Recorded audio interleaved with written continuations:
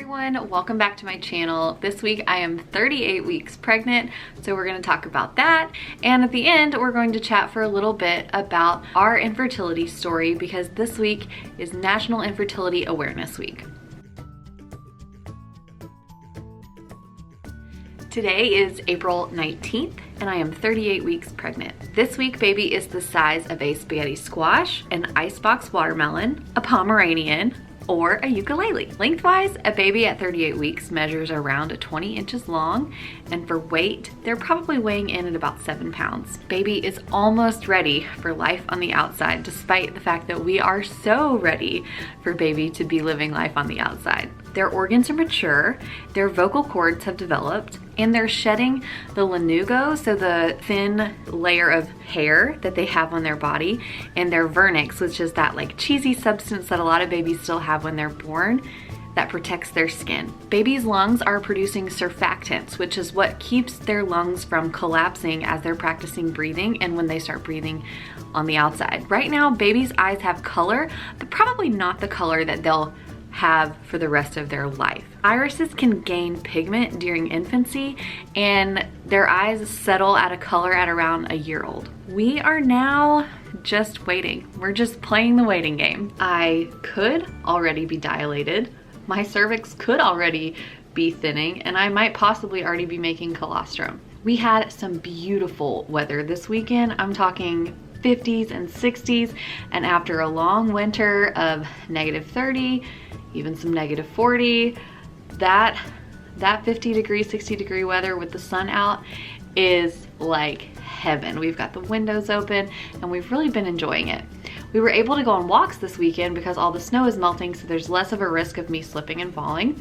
And between Saturday and Sunday, we walked about 5 miles. During our walks, I noticed that not only could I feel myself having Braxton Hicks contractions, but I also noticed them getting progressively stronger throughout the walks. My hands and feet are swelling. Usually my feet are okay as long as I rotate between sitting and standing, but my hands I noticed swell while I'm sleeping. This week Brian was able to feel the baby's heel and their foot up against my stomach, which is really cool. That's the first time we've really felt anything other than just their bottom. We went to get pedicures this weekend, which was so nice. And my doula actually came on Friday to chat with us and spend some time with us, and she said, I'm so glad that you're getting pedicure because sometimes in labor that's the only thing you have to focus on, so it's good that your toes will be pretty.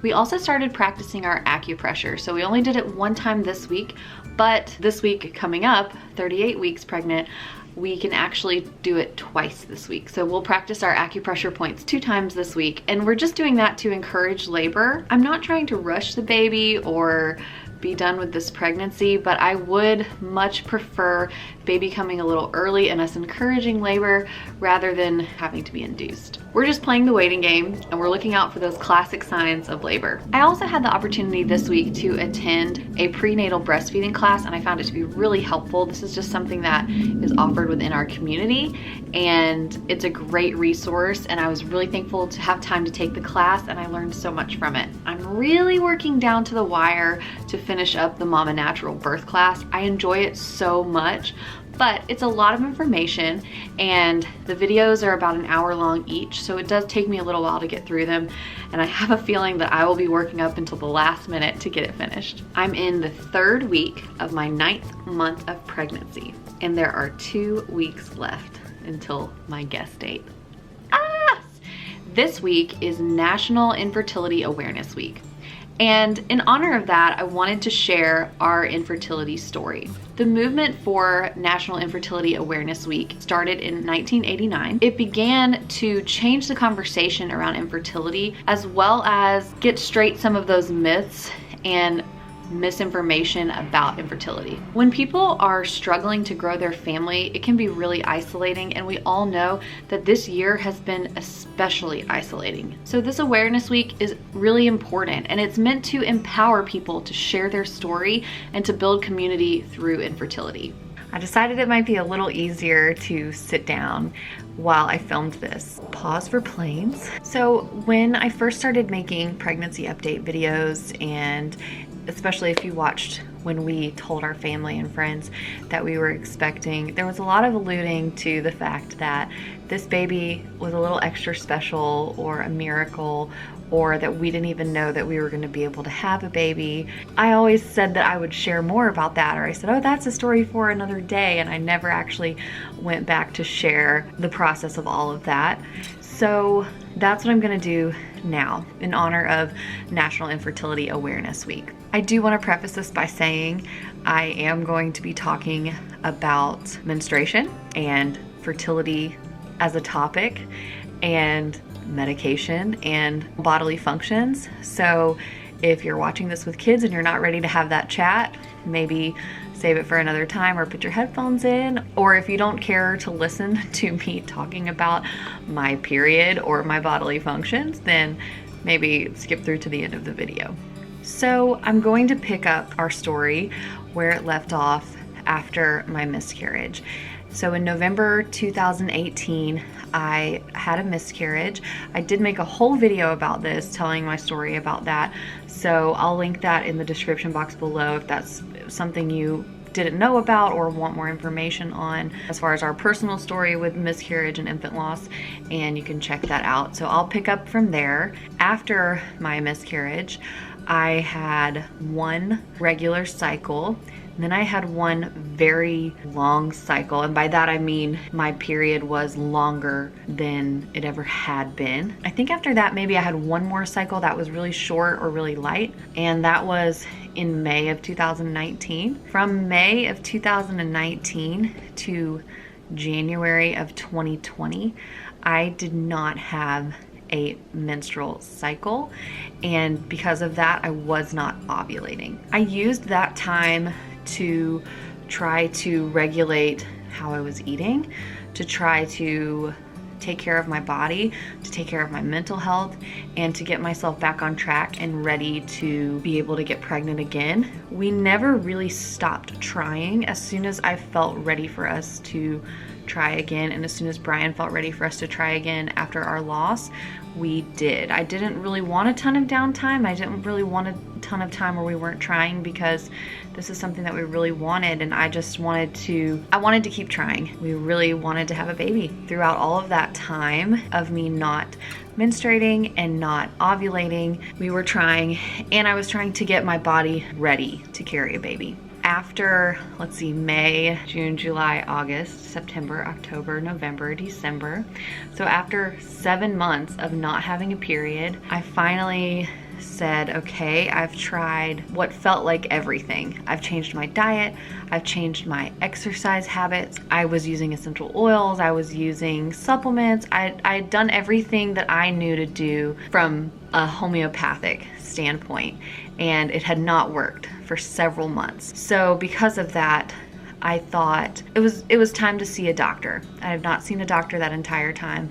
The last doctor I saw was the follow-up from my miscarriage. It's hard to separate my miscarriage story from my infertility story. Something I didn't expect was at that first doctor's appointment, just being back in a medical space, being back in a doctor's office, it was very triggering to me.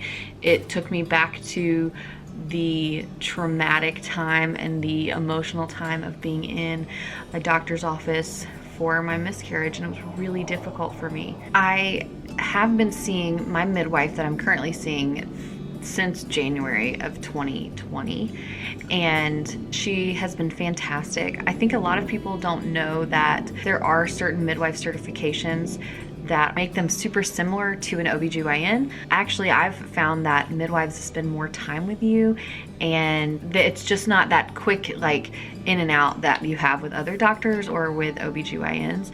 And usually, kind of generally speaking, they approach things from a more holistic standpoint, and I appreciate that as well. I went to my first doctor's appointment.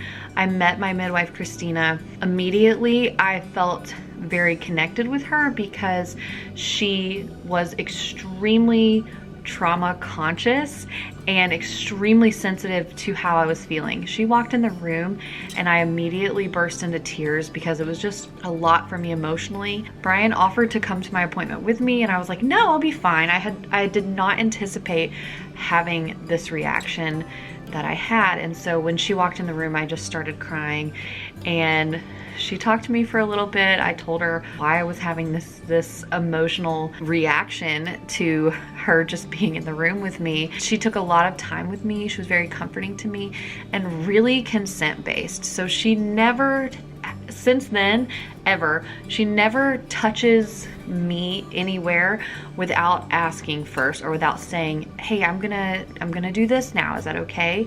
And that may seem really silly, that may seem like something not important, but it was really important to me, especially after just remembering how I felt after my miscarriage, where I went to the ER and it was kind of just like everybody just did what their protocol was and what they were supposed to do, which I don't fault them for that. But when you're already going through something so emotional, to have someone just kind of like poke and prod at you is difficult. It's really hard because you're just going through this really tender emotional thing, and someone's just kind of treating you like just another patient, and that's really difficult. And I've never felt that way with my midwife. Just a little just a little sidebar on how wonderful care that I've received from her. So I met with her, we talked about what to do and how to proceed forward. I explained that we have been actively trying to have a baby, but it's really difficult to do that when you don't have cycles to track. You don't have a period to track, and you don't have the ovulation time to track. So the first thing she thought was important was to get my period back. So it's not normal to not have a period. You should be having a menstrual cycle if you are a person who menstruates. And obviously that will be different. Like, obviously if you're pregnant, you're not gonna have a period. Obviously if you're on birth control, you're not gonna have a period in some situations. But if you're just trucking along, not pregnant, not breastfeeding, and not on any sort of form of birth control, it's abnormal for you to not have a period. And so that was her first concern. She wanted to bring back my menstrual cycles so that then we could work on bringing back my ovulation cycles. I was given a pill that I took one time, and it brought my period back, and it did so in a permanent way. From the time I took that pill on, I had regular menstrual cycles until I got pregnant, and I'm really thankful for that. I know that some people do not enjoy, I don't know that many people enjoy having a period, but I prefer to have a period. I like having a period. To me, that's a sign that my personal body is functioning the way that it should. That's not the case for everyone, so I don't say that to like make a blanket statement, but for my body personally, a regular menstrual cycle is how I know that things are my version of regular and normal. So once my period came back, then we started working on my ovulation. That was harder. I didn't like that very much. I'm not one to take medicine. It's not my favorite thing. I want to try everything before we try medicine. And I just kind of had the open and honest conversation with her about that. And she said, we'll try it. We'll try it for a few cycles and see. And a few cycles went by and there was no evidence that I was ovulating. So then we did decide, as patient and provider working together, we decided that it might be a good opportunity to take medication to help me ovulate. So for, I think, 3 cycles, I took a pill to basically force my body to ovulate, and then I could track it. Sometimes it felt successful, sometimes it didn't. I was seeing signs, my body was showing me signs that I was ovulating. However, after 3 cycles, even though I was ovulating or had evidence that I was ovulating, I still was not pregnant. So I took one last cycle, and then I told Christina that I just wanted to take a summer break. I just want to take a little short summer break from this medication. It made me really emotional and pretty nauseous. It's kind of funny. You know, I'm trying to get pregnant and I don't want to take this medication because it makes me nauseous. But I wanted to keep trying. I just wanted to take a little break. During that break, Brian and I both had a lot of like blood work done and testing done to just see if there was something that could be pinpointed as to why we were having trouble with this. Because up until this point, it was just unexplained infertility. There was no rhyme or reason. We could not understand the reasoning. There wasn't a diagnosis. There was a short while we were maybe thinking that I had PCOS, but I didn't have a lot of the symptoms of PCOS. And when we spoke about it, of course, my midwife said, we can work this out to the last degree and get you a diagnosis of PCOS if that's what you want and if that's what you have. However, as we move forward, I'm going to be treating your infertility the same way, regardless of if you have PCOS or if you do not. I said, well, if we're gonna treat it the same way, then let's just keep going. Like, who cares if this is the name I can put on the reason this is happening. So after all of that testing, the first week of August, my best friend from college, Cheyenne, came to visit me. We kind of hiked all over Alaska as a 30th birthday trip. The week that I got back from that, the week after my 30th birthday, I got a call from my midwife. She said, I've looked over your paperwork and your tests that you guys have had done, and I don't think that you're going to be able to get pregnant unless you have a round of IUI or IVF. All along, I knew that that was going to be a possibility. I knew that when we were doing these tests and when I was taking this medicine and it wasn't working, I knew all along that this could be the next step. And I had thought about it and researched it and talked about it, but hearing that on the phone is earth-shattering. I mean, it is life-changing. And it was really hard for me to hear. Going through infertility it's such a roller coaster of emotions. It is so frustrating. It can make you so angry and so heartbroken.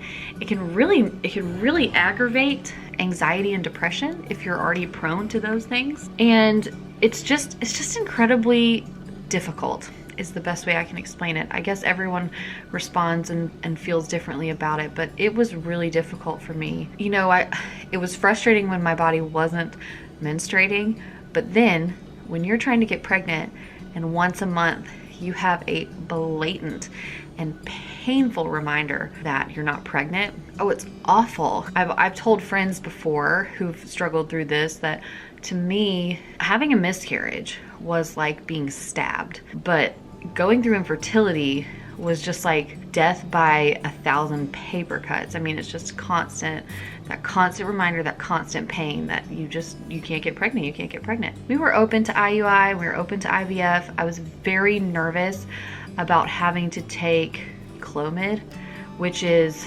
another fertility medication. I had just heard a lot of horror stories about it, how intense it is and how emotional it makes you and how much it affects your body. And I knew that that was a possibility, that we might have to be on Clomid to do these fertility treatments.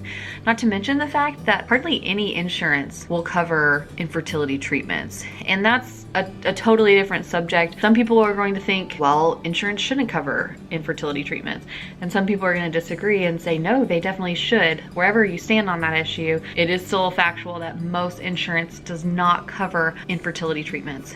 And so it was going to be really expensive. We knew we were gonna have to save up for that. I really felt like we had hit a wall. And so we just took some time to figure out what we were gonna do and how we were gonna move forward. That was the second week of August that I got that phone call. In the last week of August, I missed my period and we found out that I was pregnant. That's a very condensed version of our story of infertility. I wanted to share it. When you've gone through something difficult, it's easy to discount what you've gone through and to say, oh, well, we only went through 18 months of unexplained infertility, or I only had one miscarriage, or it's very easy to go through that. And it's probably easy watching it to say, oh, you only went through 18 months. Well, my friend was infertile for 7 years and couldn't have a baby.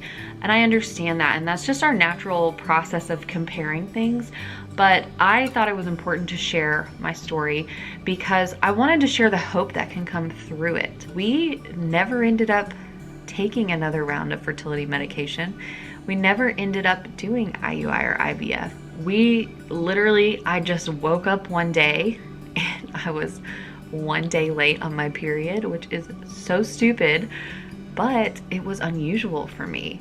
So I took a pregnancy test and I was pregnant. That's just some context to why we feel like this little baby is such a special miracle, because right before we found out about them, we thought that that was kind of the end of the road. Like we had hit a wall and we were going to struggle even more to have a baby. So didn't plan to cry, but I always do. That's why I wanted to share it, because I wanted people going through infertility to understand that there is hope. You know, some people have to go through years before they get to experience that hope and that joy. And then for others like us, it just totally surprised us. It snuck up on us, and we still to this day have no idea. I mean, we know how it happened, but we still have no idea how almost immediately after being told we could not get pregnant without medical intervention, that we got pregnant. That's just why I feel an extra layer of thankfulness and gratitude and joy throughout this pregnancy, because I truly didn't know if it was gonna happen for such a long time. On our walk yesterday, I told Brian, I kind of still can't believe it. And he said, what do you mean? I said, I kind of still can't believe that I'm pregnant, that this is happening to me. He said, Taylor, you're 9 months pregnant. I said, I know, but I just I can't believe that I get to feel this little person and their little kicks and wiggles and their little foot. I didn't expect this to get so emotional. I did feel that it was important to share my story, and I do feel that it's important for people experiencing miscarriage and infant loss and infertility. I think it's so important to share your story. It's so healing personally, and it provides such hope for others. And I just think that sharing our stories and connecting and finding community with one another is kind of the whole reason we're here. That, and just to love each other. I just wanted to share that with everyone today, our story of infertility and how we find this baby to be an extra special little miracle, and we feel so honored that we get to be this baby's parents, and we feel so fortunate that we were able to get pregnant. And every week, every day, every ligament pain, every sciatic nerve pain, every kick to the bladder, every little moment, even the moments that are frustrating or difficult throughout this pregnancy, every moment has felt like such a gift. And that is something that I hope deep in my heart, I hope that we will carry through this child's life. Not just what a gift that we could get pregnant, what a gift that I am pregnant currently, but what a gift this child is, and that we get to love this little one. I guess that's it. That is our story of infertility and hope in the sunshine after the rain, our little rainbow baby. Thank you guys so much for hanging with me through this video. I really hope you enjoyed it. If you did, you should take some time to subscribe to our channel, and you can click the bell to get notifications when we post a new video. You can also help me out by giving the video a thumbs up, leaving me a comment. Remember, if you have any questions, I'd be happy to answer them in a video. Or you can share it with a friend. And I will see you guys next week, maybe, or maybe I'll be in labor.